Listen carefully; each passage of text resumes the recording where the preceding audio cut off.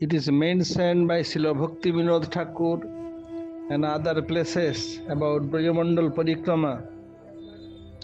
Brajamandal Parikrama, especially Kartik Parikrama.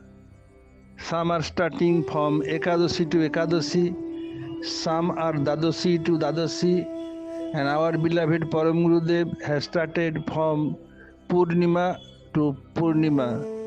3 are according to supported by scripture. So why Param Gurudev choose this? What is his speciality of Acharya? Because who was doing Ekadashi, starting Ekadashi and ending Ekadashi, who starting Dadashi and ending Dadashi, they cannot come do the last Bhisma Panchakam.